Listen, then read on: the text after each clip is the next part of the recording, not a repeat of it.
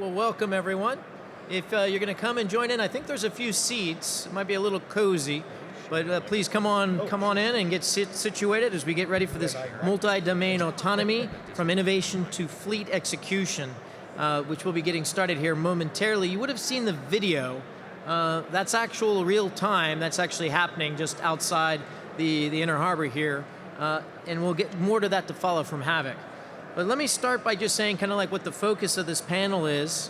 It's looking at the maritime domain awareness challenges, but also the operational opportunities that the unmanned systems provide. And again, many of you were here this morning, heard the CNO talking about the hedge force. As you look at that, it's buying time for the conventional fleet shipbuilding to catch up with the threat from China. So it's a filling in of capacities, wartime capacities, but it's also presence capacities. This is the maritime domain awareness. But I have to stress, there is also, I think, a warfighting capacity. Maybe we'll get at that in the questions, but it's certainly, I think, one of the necessary elements if you're looking at trying to deter the Chinese, who are on a path really to confrontation by 2027. And as a China watcher in my background, I can vouch for that is very real. So the panel is going to explore robotics, the autonomy part, the AI. AI is just a bunch of code. It's really just kind of a computer gaming if you don't have a system attached to it. An unmanned ship, the ship part is the robotic system. And again, of course, the code is important, but it's nothing without the machine, and the machine has limitations. The machine also has limitations if it doesn't have the energy in order to sustain itself. So high density energy, so that you can have these robotic, fully autonomous systems on occasion, operating where it matters. So with that, let me go through and I'm going to kind of go through the run of show, kind of the rules here. I'm going to introduce and going to go down the panel, and each person is going to have an open comments for about 4 or 5 minutes, and then we're going to have a moderated panel discussion. That moderated panel discussion, I hope, is not going to be very long, because I do want to get to audience questions. And I'll give you a heads up when we're getting to that point. Come up to this microphone. I think it's just this one right here in the middle. I'll see you, and then we'll get through a bunch of those questions. And then there'll be a few minutes at the end to allow parting comments from our panelists to make sure that they got everything out on the table that they need to get out, so we didn't miss anything. So with that, let me start first with introducing Captain Jerry Daly, the Deputy Assistant Secretary of the Navy for Robotic and Autonomous Systems. Okay, he's commanded small boys like the PC-5, the Typhoon, commanding officer aboard the unmanned surface vessels, US VRON-1, path leading the way on that. Ashore, his assignments have included special mission ship operations, officer of command logistic group, Westpac, Singapore, CTF-73, for those who are tracking that. Bahrain as well as an engagement officer and naval attaché. Which means he understands the intelligence, the information, and the operations. Now they all come together in some very unique places in the front line in Bahrain, as well as in Singapore, which fronts up to South China Sea. So with that, Jerry, over to you first. Thank you very much for having the panel, and thank you everyone for coming today. I've recently moved from Hawaii to DC to stand up what's part of the Program Acquisition Executive for Robotic and Autonomous Systems. As part of NDA language and DOW efforts, bringing warfighters closer to the ecosystem of acquisition early and often is what we've been mandated to do, and we have to do in order to deliver capability to the warfighter. So with that, we are all domain, from the seabed to space, and all the sensors and effectors that go along with it, adjacent to and supporting the warfighter for robotic and autonomous systems. Happy to be here today and happy to have the conversation. All right, thank you. So next up is Commander Sophia Haberman.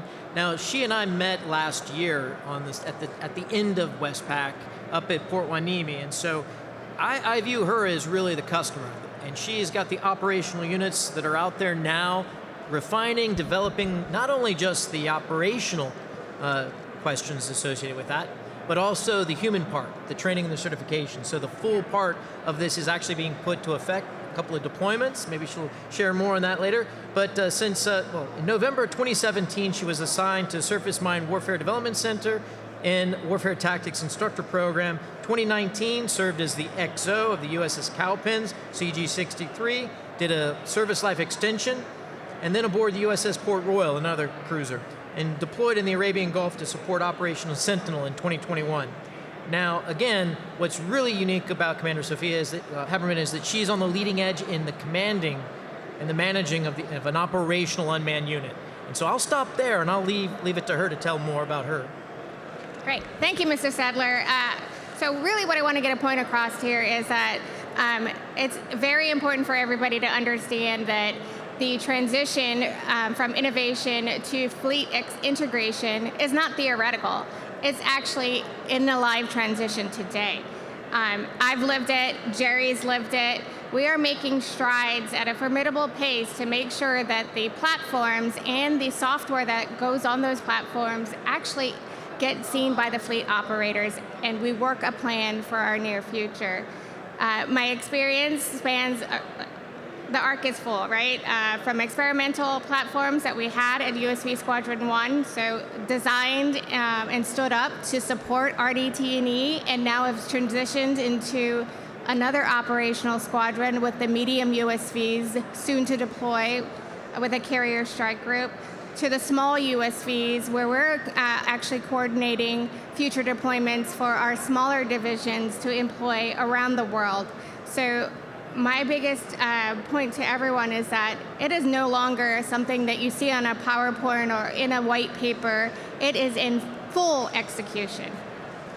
Thank you very much, Sophia. So next is Paul Lewin, founder and CEO of Havoc AI. Now this is one of the key elements, like I talked about the robotic system and then the brains and the computing part of that. You get a little bit of that, but I'll let him tell you more about what he's doing at Havoc AI.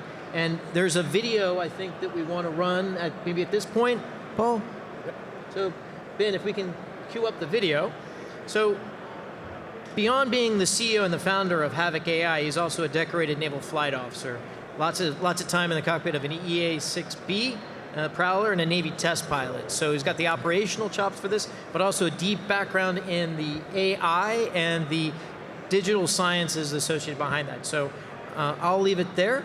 Your video is playing as we speak. Awesome. That's actually not a video. So we put 5 autonomous vessels on the bay out there. And Ben is actually controlling it live from on stage. Like Commander Haberman said, we're no longer talking about science fiction, right? Autonomous systems are out there, people are using it, and they can do sophisticated things. So my name is Paul, I'm the CEO and co-founder of Havoc. Havoc is a collaborative autonomy company. So what we're building is the technologies required to build and operate thousands of autonomous systems, right? We're not talking about 1 or 10 vessels, but thousands of them. So there's a lot of stuff that goes into it. We look at it as 2 pieces, right? We say software-defined hardware. So you have to get the hardware, right? And you have to get the boats, the sensors, and integrate them. And what we do differently is that we realized that we didn't have to recreate the boat from scratch, right? When we looked at the problem, we said, if you just go out into San Diego harbor right now, right, there are thousands of very performant boats out there. So we went out to commercial boat builders and we said, hey, if we needed to build 10,000 autonomous vessels, can you do that this year? And the commercial boat builders all said yes. If it's a composite boat and if it's less than 100 foot, the commercial capacity in the US exists. So that prevented me from having to raise hundreds of millions of dollars to build boat facilities and buy up shipyards, right? I can just partner with boat builders and shipyards to do that.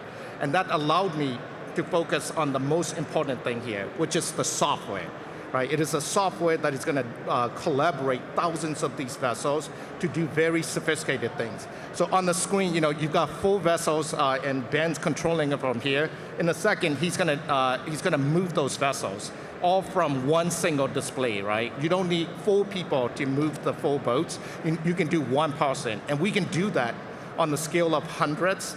And so in the last 2 years, we're only a 2-year-old company, but we've built 85 vessels, all the way from 14-foot vessels to a 100-foot ship that is in Hawaii right now, and that is autonomous.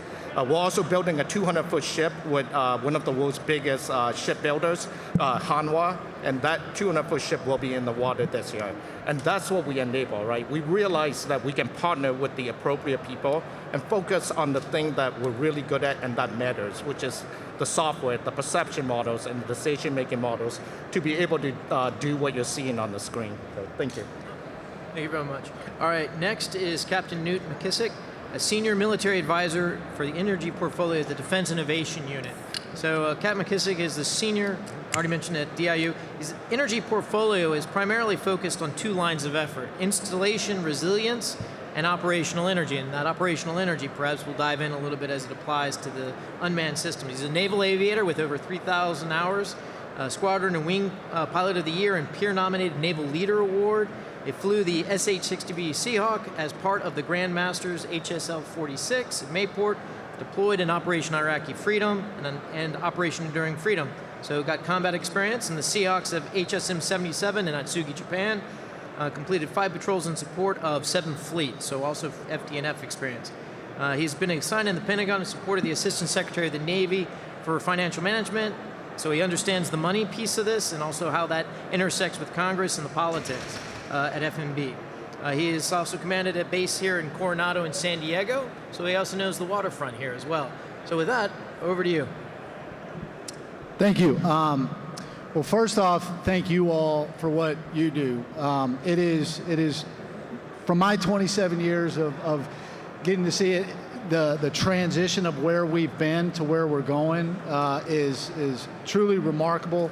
And it's really good to look out in the crowd and actually see some friendly faces and people. You got badmen from, Atsugi, Japan, and times out at sea. You got, Academy friends and, people that are leaning in to do really, really important work. It's really exciting to be part of the Defense Innovation Unit because we get to see the crossroads of what industry and what the commercial sector can produce. We get to see from the operator perspective and what Sophia is dealing with on the waterfront. We get to deal with the puzzle palace, whether that's in the building or in the halls of Congress, and seeing things from all sides gives you a unique perspective. And with the authorities that we've got, with some of the money that we've got, to actually put things into action. And what you've seen with Replicator and what some of the moves that have been made, some of the changes that have come in the last year, I would say we're living in interesting times. So I'll just cover just a few of those as a primer. I have not seen in 27 years the alignment of mission that we've got today. And I don't care if you're looking at it from a left or a right, if you're looking at it from a Pentagon or a congressional, if you're looking at it from a waterfront to a decision makers and acquisitions. We are gaining alignment like I have never seen, okay? So what you heard from the CNO's head strategy this morning is a real recognition that, hey, we've got great kit. We've got great warfighters. We've got great systems. That's not enough. But what we also have is a great commercial sector leaning in to do important work. And we've also got audacious leaders ready to change the model to allow the on-ramping of that capability. We are shifting from a requirements-based process where it's like, go give me 500 pages and I'll tell you how to build a widget and I'll tell you what it needs to look like, smell like, feel like, in every detail, and which is insignificant to the warfighter, to, hey, I'm gonna give you a problem. And we've got warfighters like Sophia, like Garrett, and others that are leaning in to say, okay, how do I integrate better? We've got leadership with Audacity saying, what is in the way for the commercial sector? Is JSIDS in the way? Canceled. I can tell you from 2 tours in the Pentagon, like just banging my head, going like, we have to do it this way. We've got a whole ecosystem that just knows how to run that process. Well, that process is gone. We have a moment in time, we have an opportunity now that we have never had before, probably since 1940, where we have got the ability to move at speed. We have got the willingness from the congressional, from the decision makers, from the acquisition team, and from the operators that are all ready to lean in and work together.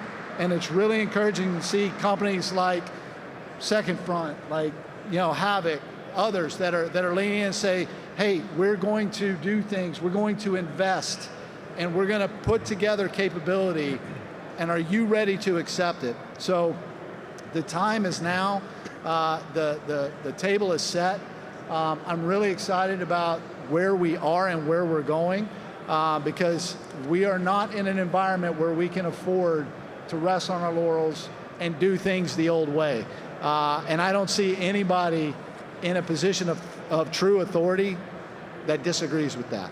So I really do appreciate what it is that you do. I'm looking forward to hearing from people much smarter than I. Thank you. Thanks, Nate. All right, Sophia, I'm going to start off with you. And everyone loves a good sea story. And so I'm kind of curious if you can have a few, this question, if you got a few in there you can share with us. As the CEO of the Unmanned Surface Vessel Squadron 3 now, what are your biggest challenges and also what are the biggest opportunities out there that you're seeing kind of looking over the next year? Okay, the one that strikes me really well is the standardization across the fleet. Autonomy fails at scale without commonality. In my mind, this is where innovation collides with fleet execution, right? So if you look at our current reality, today I have multiple industries creating the software, right? Autonomy. I have no standard user interface. I have 4 separate user interfaces, right? So that's a challenge in itself for my operators that have to have that cognitive ability to learn each and every one of those user interfaces. And then why it matters is that there's a training burden, right? There is a slower operational adoption of that user interface or that platform itself. And there's increased risk during real-world operations. Is that operator ready to perform its duties on each of those variations of those user interfaces? And so that is why I think that autonomy isn't just limited by the technology risks right now. It's limited by the humans that have to employ these platforms. And we need to make sure that we are in a position where I can train my sailors to the best of my ability, and that they can employ them when the time matters with pressure at war. So Jerry, kind of pivoting it, kind of working from the pointing end of the spear, so to speak, and kind of working backwards. The challenges that Sophia's having to deal with operationally, the various systems, the interfaces, and then making sure the sailors are trained and certified. What are the things that you're seeing, at the Pentagon, that you can be, authority-wise, resource-wise, that need to be pushed faster to ensure success as we're going forward? And we can talk a little bit also about, future operational challenges that at the COCOM level and higher as well. But really first, what are the things that you're doing to kind of get at some of these challenges that Sophia's dealing with? So there's a term that we use. It's called pillars of excellence. We also call them stovepipes. So what we found, and to no one's fault, over the last 5, 10, 15 years, as these sort of disparate systems have sprouted up, that there wasn't a centralized theme of how they were going to be organized, developed holistically, and then delivered as a capability. So instead of having capability that's been delivered to the fleet, we have a whole bunch of pet rocks. And the pet rocks don't necessarily, jive together. So that's one thing. The second thing is, if we're not working together across program executive offices to deliver a capability, we could be working on the same thing, decreasing efficiency, and again, not delivering to the fleet in the right way. So what we're transitioning to as part of the larger DOW acquisition reform is transitioning from program executive offices to program acquisition executives, right? Which comes with increased levels of authorities and plasticity, frankly, inside of execution year to deliver warfighting capability to the fleet, sometimes through commercial technology at the speed of relevance. So using DIU and other acquisition authorities and increased acquisition authorities, these program acquisition executives have more latitude as they stand up to deliver a more unified, holistic set of capabilities on a sliding scale. We talk about the term .mlpf, right? What does that mean? In a traditional sense, we're not building a warship that's going to last 40 years. We're building capability to be that hedge force, as the CNO has talked about, and it's going to be on a sliding scale of complexity and time, and who's going to operate them and how they're going to be employed. And it's going to take a whole of government, whole of industry effort in order to get there. Okay. So, Paul, with this complexity, I mean, I keep the theme of complexity, and it sounds like Havoc is perhaps one way of solving some of this complexity. Now, there's the issue that Jerry laid out that's like programmatics. I'm not sure that really kind of gets into Havoc's lane, but how about the operational? When you have multiple different systems, some of them are also proprietary, how do you actually bridge that? Well, that's on us, on the industry side, right? We have to be willing to partner with other companies, right? So for us, even people that we might consider competitors, like Anduril, right? Tesla 66 asked us to integrate Lattice into our vessels, and we ended up doing that, right? Because we knew that at some point the warfighters were going to need it, right? Same thing with ATAC. Right, we knew that at some point at the squad level, whether you're in the Army or Marines, the soldiers and the Marines that are going to operate our vessels are going to use ATAC. So we want an integrated ATAC into our system, right? Minotaur is another Navy legacy C2 system that we were asked to do. And now we're integrated with Link 16 via SAIC, right? Because we work with SAIC to integrate joint range extension. So it is vital for us on the industry side to help solve that problem, right? We cannot be a standalone company and say we're going to solve all the problems by ourselves and think that way, right? It's a little arrogant. So we have to work with the warfighters, we have to work with the program officers, and we have to work with other industry partners to give the whole solution to the problems that they're asking us to solve. All right, thanks, Paul. So over to you, like Knut, from the sustainment, but also the energy kind of aspects and some of your background. What is the next level of integration and challenges in sustaining these unmanned systems forward?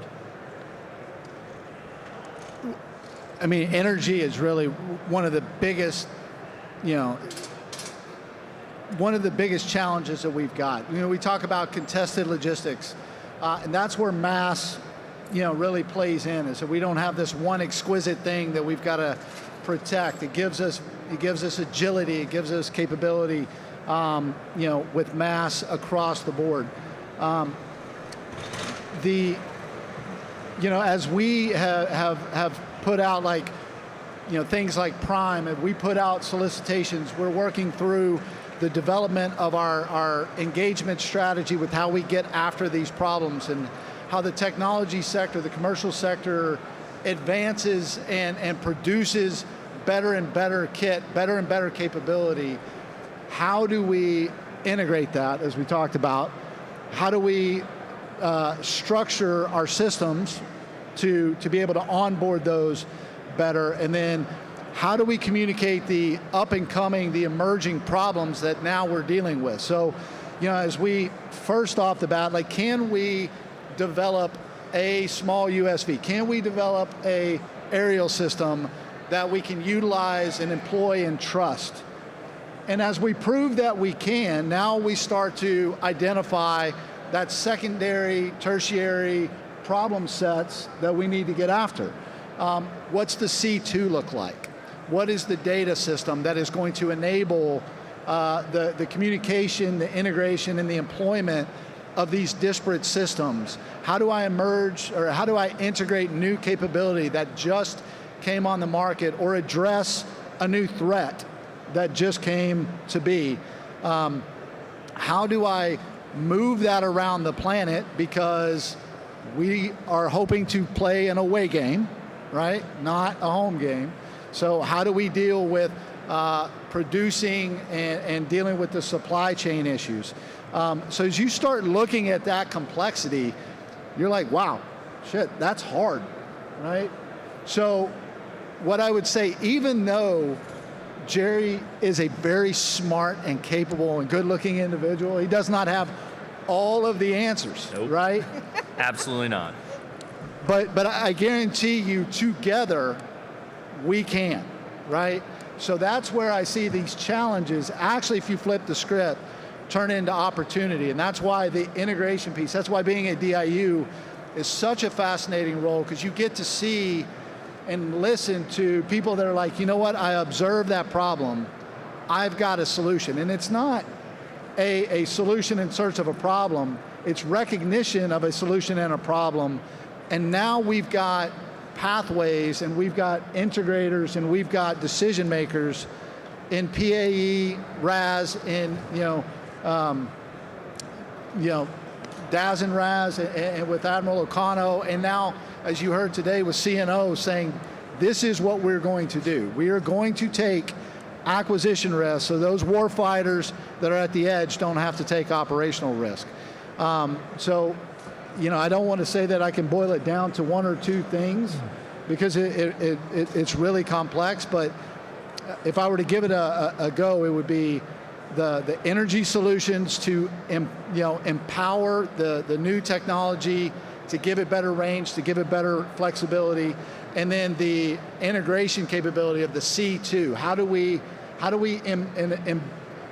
embolden and employ the AI and the capability that these companies are creating, and how do we make the warfighter that may not be at the edge, may be in a mock, able to actually employ capability across the planet at a moment's notice? Yeah, so one of the things, and maybe it was Sophia, you and I talked about this lightly, but it's one of the questions I got on the energy is trying to imagine an unmanned vessel doing an unrep at sea. How you do that. And the optionally manned is a good bridge to that. Well, I'm going to ask a question about scale to each one of you, but this is that moment where the next phase is going to go to questions from the audience. So please start to get your questions and start working to the microphone here in the next couple minutes. So the question, it's going to be the same question, but in each one of your particular areas, everyone wants more. They don't care to know how and what, and they just want more of this unmanned system. So first I'll go down the line here. So from your perspective, your current role, so the sailors and the what is the biggest hurdle to doing more? If you were to double the number of unmanned vessels, what would be the roadblock for you to do that safely and securely? Okay, I guess we would talk about fleet, like a reality check, right, for fleet execution. Unmanned doesn't mean uncrewed, right? And so I still have to have sailors. I have to have humans that do the maintenance, the testing, the C2 of these platforms. There is no legacy shipboard training pipeline for my sailors to date, right? Nothing fits the model. I am building SMEs as we are building the program, and people have to understand that. We're not waiting for a perfect training solution. We're building proficiency in parallel with the technologies and the capability that is being brought to us. Additionally, there is a life cycle mismatch, right? Today, in the perfect world, we buy ships that last 30 to 50 years.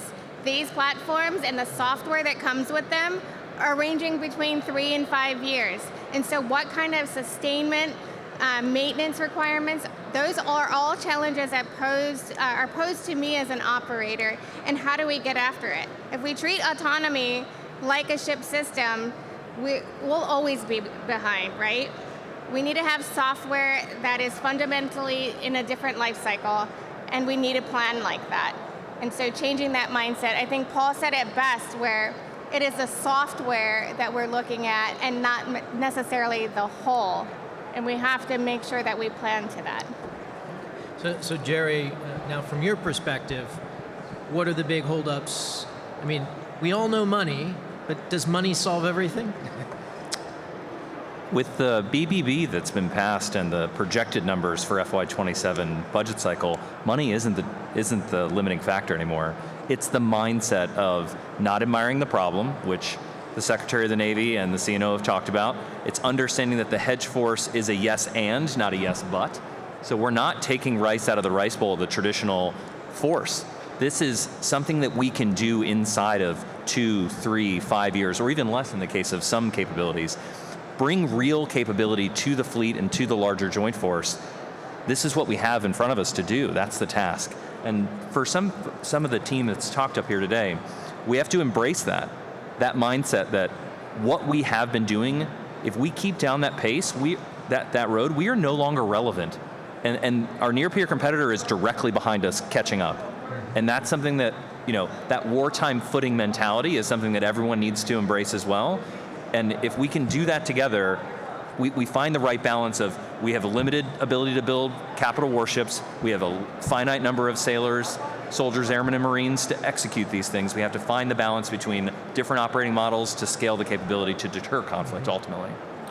All right, Paul, I know money is a big thing in the business world. It kind of matters in a big way. So what's holding you back? Let's set the contracts aside, but let's just say that if someone came to you and said, we want to double our capacity of unmanned vessels and all of the complexity, assuming that complexity is unchanged, because there's a cultural and an institutional change that is going to take longer. What's the big thing holding you back? I would say it's the money and the contracts, right? If these gentlemen were to tell me, hey, I want you to do 1,000 boats in the next year, we could do it. Right now, the other challenge on a serious note is what Commander Heffernan talked about, right? The dot mill PF. Right, we can produce 1,000 boats this year. We can write the software to make sure that a few humans at a mark can supervise thousands of boats. But how do we get the thousands of boats out, 8,000 miles to the island chains where it's going to be relevant? Who maintains them, right? Yeah. What happens when one of them breaks? Do we just leave it? And then you got the policy issues of, these vessels can go kinetic, right? What happens when they find the destroyer, right? The Liu Yang destroyer? Are we going to just let these vessels go at it when the balloon goes up? So those things, the policy things, the dot mill PF side, right? I think it's what's really holding us up. But I think, as you can see from this panel, right, everyone, both on the industry side and the government side, we're starting to walk through that, right? We all understand the challenges involved in deploying weapon systems to warfighters, right? And we have to think through that. So, I'm not running a technology company. I'm running a capabilities company, right? I want to solve problems for the warfighters. So if I can just push down a little bit on Paul, just a little quick. So money, you can scale up quickly, but is there any challenge operating regionally? I mean, if you have operation centers, or can you have like one operation center you can scale up globally? Is that what you're saying? We can scale up globally, right? Okay. That's the beauty of our approach, is any commercial boat builder all over the country can build our vessels right now. And we have, all types of vessels, all from 14 foot to 100 foot. But more importantly, we're also working with our allies in the Pacific region, right? So Taiwan. Right, imagine Taiwan being able to build thousands of these vessels. The Philippines being able to build thousands of these vessels, right? If you think about it, our 14-foot vessel, we sell to right now the Navy and the Army for $150,000, right? We want the other side to blow up those $150,000 boats with $1 million missiles, because we'll win in that situation, right? But at some point, we're going to have to replenish them, right? Do we want to ship those boats 8,000 miles, or do we just build them in the island chains and then deploy the software onto them, right? That's easier for me to do. So the question is, if you try to run a shipyard or try to build a boat facility, you're going to have a scaling capacity. Yep. But we did what we did in World War II, right? We went out to commercial industry, just like in World War II when we had to build, thousands of tanks and airplanes, and we asked them, can they do it? And all of them says they have the capacity. There's another deeper question about supply chains, especially when you distribute the production lines more forward. But Newt, over to you. If we're going to have, from your perspective, what's the holdback? If you have a triple, quadruple, say 100 of these unmanned vessels out there, keeping them fueled and energized, what's the big challenge? What's the big bottleneck? Well, I'm going to take it a step back and build on what the team here has said. If I were to say what is our holdup on getting to where we need to go, I take a very stark look in the mirror, and I would say it's our culture. It's the culture that we have built for good reason in the past, but the past is not the future, and our conditions are different. So we have built a culture of, I would say, risk aversion from an acquisition side, from a procurement side, from a fiscal side, that is shifting. Now, there's a lot of norms that we've built up along the path there that takes time to shift. So as I look at the problem differently, like it's hard for me to like ask Paul here, just be patient, man. We're getting better, I promise you. It's like I've heard this before, and from a commercial sector side, like, your oxygen is cash. Like, we have got to put money in your pocket. We have got to sign contracts. Without that, there's no signal to the venture community, which is that second level of nourishment to provide for this ecosystem. So what I would say, the point of optimism is, we have recognized that our culture is not what it needs to be for tomorrow. This isn't throwing stones at leadership in the past. This is not telling you anything that's wrong with the primes, right? This is talking about our culture of adaptability, of innovation for the future, and the fact that we are ready and willing to do things differently, and you've heard that across the board. So to bring it back, a little bit to like some of those real world problems, is we do not yet know how to train our operators, and that is something we recognize, and we're leaning on the commercial sector to work with and to give us capabilities and to ask those questions and to build the trust in their answers. And as we look at these harder problems like the contested logistics of, hey, how are we going to trust our allies? How are we going to produce something overseas? And Paul's leaning into that, and to provide those, we're starting to answer those questions. Even though we're not there yet, we are ready to tackle those problems, and it's exciting times, but we're by no means there yet. Okay. All right, thanks. So anyone have questions, please come to the mic, and just go ahead and stand up there. Oh, wow, okay. Wow. Kai Alberg, U.S. Naval Institute. Next year's 2027. If we want to turn the Taiwan Straits into Admiral Paparo's hellscape, it looks like we still have some work to do.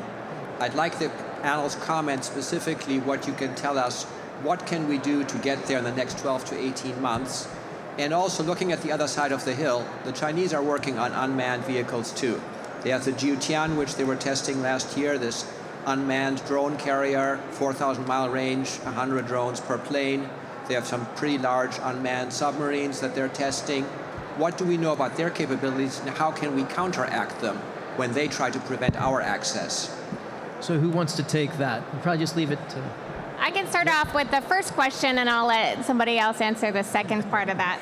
Okay, so the first question, talking about what are we doing to get ready for the hellscape problem set that you've mentioned. Today, right, the Navy is no longer experimenting, right? We're operationalizing what autonomy looks like. And so if we think about that mindset and that shift, testing autonomy to operational integration, we look at what else do we need? The rapid growth of our inventory, right? The small USVs, the medium USVs, and you see that that is already something that our team is working on and making sure that we can enhance and integrate the carrier strike groups and our fleet in total. What we will focus on in the near future is maritime domain awareness, distributed combat power. CNO said by 2045, approximately 40% of our naval fleet will be unmanned. And so making sure that we can achieve that is our goal today. This isn't a future force discussion, It's right around the corner. The decisions that we make today are going to determine whether autonomy is a fleet capability, and we can do it at scale, or it becomes a liability. And so we're very focused on ensuring that we're ready for hellscape. Any others? All right, I'm not actually going to take the last part of the question of what do we know that China's doing. But what I would say is, like, it's very clear, just from open source, that new capability exists in mass, at scale, all over the planet, right? And the question is, what are we going to do about that? So it's twofold. Like, how are we going to produce an ability to, produce, but to distribute effects, distribute capability? And that's what these, autonomous systems are getting after. And we've got companies leaning in, we've got organizations leaning in to get after the whole .mil/PF side of the house. And we're building faster pathways to contract and to do prize challenges, to do CSOs, to get after different problems and emerging capabilities. So as you see that emerging capabilities are, like taking place, whether it's in the aviation, we're creating, like if you look at Golden Dome, Golden Fleet, like love it or hate it, like we're setting a demand signal to the entire apparatus that we are going to move out and address this problem. And as we do, that's a methodology for achieving deterrence, because we are committing to this. And every day we're hoping to push back where we've said, hey, that Davidson window, January 1st, 2027. Well, every day that we create new capability, every day that we create more pathways and we build an industrial base, that pushes that, hopefully that day back. And if we can continue to get 2 days push back for 1 day of movement, then we can push back that conflict, and that's what deterrence is. So. Probably go to the next person. Hi, Mark Shanks from Metron. Thank you to the panel. I want to touch on Commander Haberman's remarks earlier about the challenges she faces with our sailors trying to learn multiple C2 platforms. From my perspective as a mission autonomy provider and an integrated solution provider, I also see the same challenges. You've got common control system, you've got a myriad of platforms from different vendors. On the autonomy side, from onboard autonomy, you've got PCX framework, you've got UMAA, and again, a myriad of options from your suppliers. And what I see is just wasted energy and wasted brain power. If we can down select to specific frameworks that we can all work to, we can kind of maximize our efficiency on the industry side and the government side.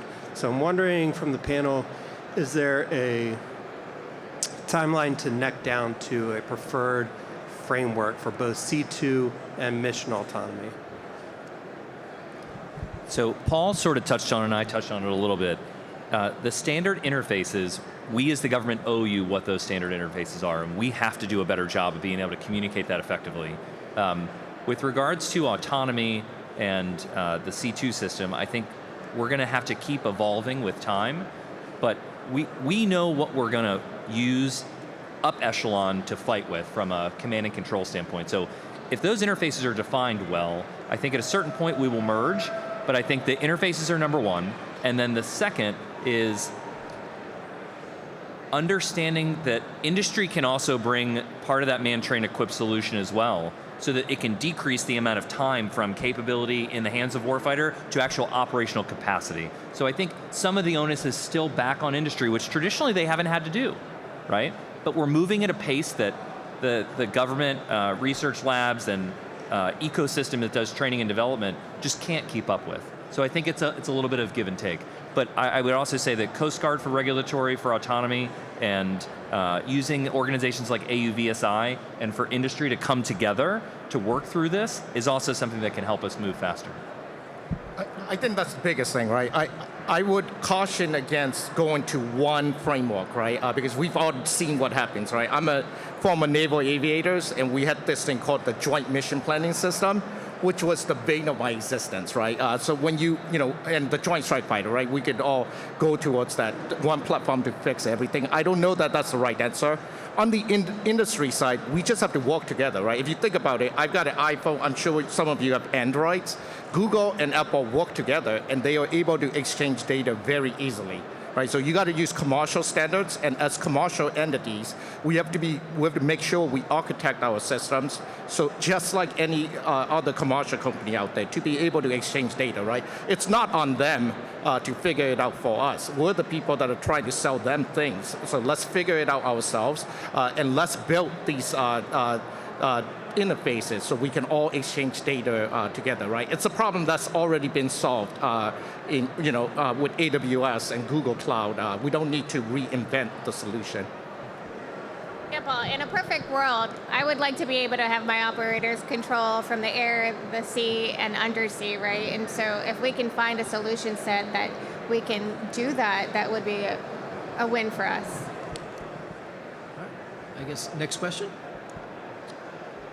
Hi, my name is Jack Santori. I'm from Johns Hopkins Applied Physics Lab. My team at APL works on combat systems for USVs. Can you? I can't. Closer? Yeah, Yes. Sorry about that. And louder. My program works on combat system development for USVs. We see a lot of things being developed at a very intentional pace right now, like launchers and ships and control systems that supports the kinetic mission. So being in the combat system world, I want to ask a question about kinetic strike warfare that USVs seem to be primarily geared for, at least in the beginning. I was wondering if, after we see a lot of tests that are successful in doing 1v1 engagements where we have the UOC and then the unmanned asset controlled and working with kinetics, are we also working on the complexity of having the many-to-many, where there may be many UOCs, whether they be surface or land-based, and I'm assuming many unmanned assets in order to kind of increase our coverage and our forward forces? Are the tactics and the ConOps being developed at the pace to your satisfaction? And if not, are there some areas that we should be working in as a community, whether it be in modeling and simulation or wargaming or active exercises? I'll jump in at least initially. Your question of are we moving at a speed that's acceptable? No. Like, is the, are all of these systems, all the .mil PF pillars working like we want them to? Not near. That doesn't mean that any individual or organization's failing and should be done away with. But what I would say is, like, we will continue to up the bar as the speed of relevance accelerates. Like, we can't look back to the way we have always done business. So that would be my, the labs do amazing work. And it's truly impressive to see some of the integration and the capability that's being produced in those areas. What I would hope is that we start to say, what can the labs and only the labs do, and what can industry and only industry do, and really try to diverge those Venn diagrams a bit, so that we're allowing the entities to be, more impactful, accelerate their development, accelerate their capability, where in the past, there's only been one. As we have these new entrants of industry really pushing in to contribute to our capability, to diverge and allow them to do what they do, and use the ecosystems and the organizations that we've got that really do the integration piece, do the test and evaluation piece, and hyper focus on those things. So I think we've got work to do there. We're not doing that near well enough, and I think that that's opportunity for us to mold our processes for the future. Okay, I've had the opportunity of working with JHU APL on a mission set for the medium USV in a kinetic environment, right? And so when we talk about the capabilities of the platform, right, what's on the back of the truck? Right? There are several things that we can have, and a kinetic capability is just one of them. We're talking about necessity of what the mission set looks like. The ConOps today is still evolving, right? And it's just because the payloads that are available for these platforms are still evolving. So yes, I think that the pace at which our ConOps is moving forward is accurate, because we are still looking at the different types of payloads that we can incorporate in the systems that we have today.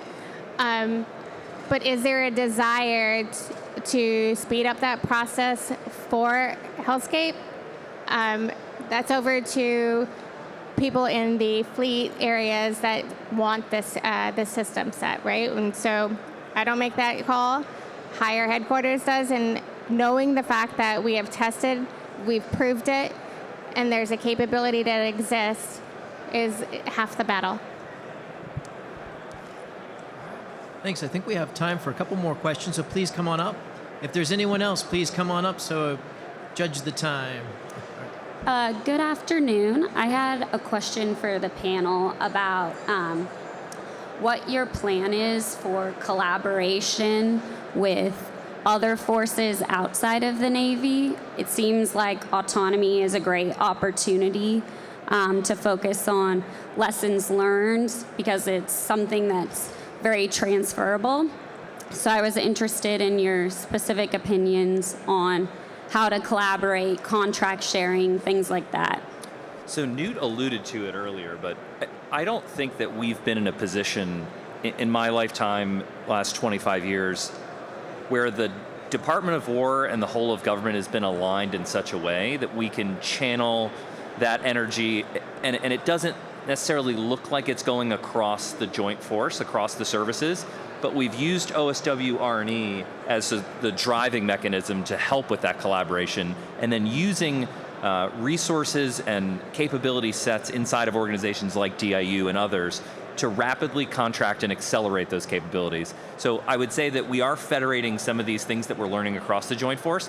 It's just not as transparent in a lot of the use cases to the public, but for some companies that work with Army, as Havoc AI has, and others, we are working through these problem sets to solve them collaboratively as a whole of DOW. Well, and I also know that we're all Navy up here, right? But like DIU is a joint unit. So we've got combatant command embeds across every combatant command to understand the problem set. And the solution provider all too often is either Marine Corps, Army, the C2 a lot of times Air Force, the Transcom capability of providing the solution of our contested logistics. We also have service leads. So as we look at problems, and say Admiral Paparo says, I've got a problem, I've got a capability gap I need solved. And that's how he's communicating it now. As we look at it through an Army lens, an Air Force, a Navy lens of what might our service be able to produce for that capability through our stovepipes of excellence. So autonomy in particular is domain agnostic, right? So if I can speed up or I can produce mass, I don't care if I'm undersea, if I'm in the air, if I'm in space or on the water, that is a problem set that has a similar solution, but it may have different pillars of organizations that are going to produce that capability. So we look to integrate that across all domains. And then how to work with R&E as the innovation or the acquisition arm for the entire Department of War, to look at how are we going to break down those barriers? How are we going to communicate to the producers of said capability or to the funders that are going to invest so that they can do that? It's a whole of government. It's a whole of department. Economy. The whole dime apparatus has got to be aligned. So it is very much not just a Navy problem, and DIU is just one of those connective tissue organizations that exist in order to achieve that. There are others that are leaning in to do it in a way that only they can. So we're looking to do that, and that is certainly happening. And it may not get distributed and communicated at a Navy event quite, but it is a joint problem, and there's joint organizations working this.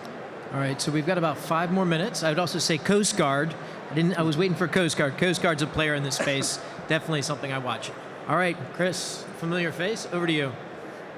Howdy, Chris Cavish's podcast. Ma'am, your 2 squadrons are called USV RONs. They're not USV DevRONs. They're not development squadrons. So the Navy has acknowledged that there's some operational capability here. It's moved beyond development.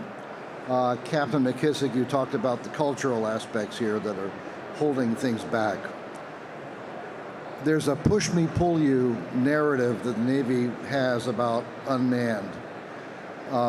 It's full bore, let's go, 50-50. Oh, we're not ready yet. CNO this morning, when asked about hybrid, backed off it. I don't like it. We have a lot more work to do.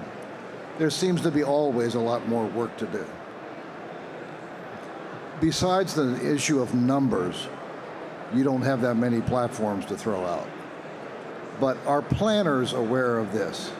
When you're into exercises, force structure, larger commanders, are they putting this factor, this ability, the capabilities of all this stuff that is out there now, or potentially out there within months?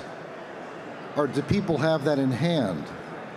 I look at the GARC, the example of the GARC last year, and I'm going to shut up, the LARC, where there was a push to create hundreds. The need was met, and then somebody says, no, I don't want to do that anymore. I mean, how do you get around this cultural divide or cultural obstruction where somebody says we always need more work? The Navy said that you're ready. You have operationally capable squadrons. How do you get through that? Because I keep seeing which way, what, do you want to put the pedal on the brakes or pedal on the accelerator? Okay, so I've always been under the premise of do it as you're last ordered, right? Mission by command, right? And so if I think about my last order, I have been ordered to make ready my squadron to support Hellscape. And with that are the vessels that I was already delineated. Nothing else has come down to me in a direct order that states otherwise. So my intent is to follow and make sure that I plan for it and make sure that my team is ready to deploy. It doesn't matter the platform that I'm going to get, but it does matter that my team is ready to go execute that tasking. And so whether it be a GARC or a Corsair, it makes no difference to me. It does make a difference if I don't have sailors who know how to operate these platforms. All right, last question. Thanks. Hi, I'm Maya Cook from Pacific Science and Engineering, and I'm from the human factors, human performance community, and thanks to all of you for everything you do for the Navy and for the panel today. So my question is about human factors and designing for the warfighter and how to bring that into the acquisition reform and all the kind of shifts in the processes that are ongoing. Like you were saying, it's really exciting to see how aligned everybody is towards the mission and the team-oriented approach that people are taking.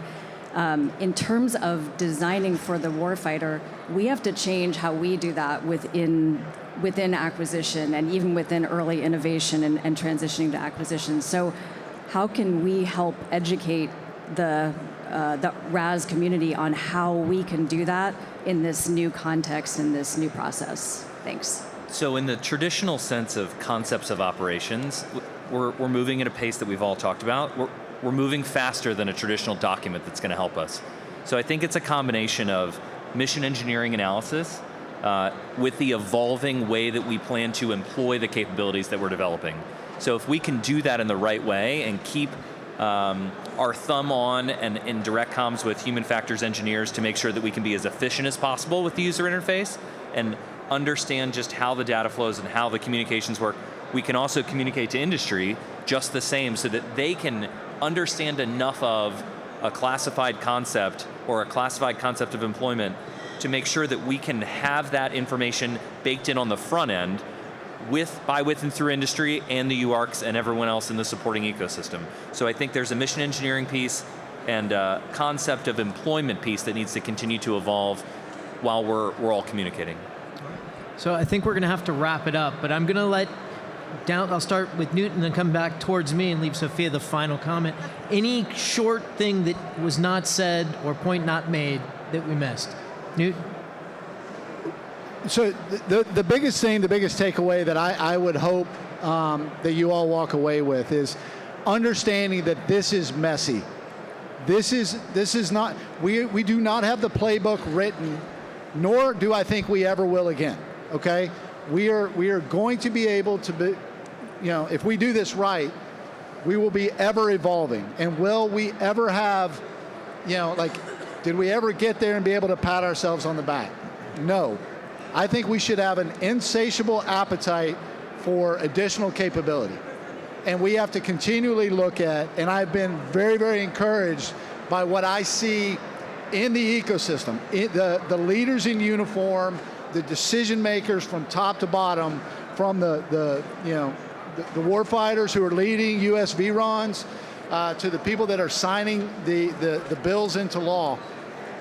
We are ready to change. We're ready to do things differently. We're ready to evolve, and we're ready to get after these hard problems. And we cannot do it alone. Everybody's got a row to grab and an oar to pull. So, there's going to be more than enough opportunity. There's going to be more than enough reward. So just continue to get after it. Continue to be audacious. And we will prevail if we all row together on that.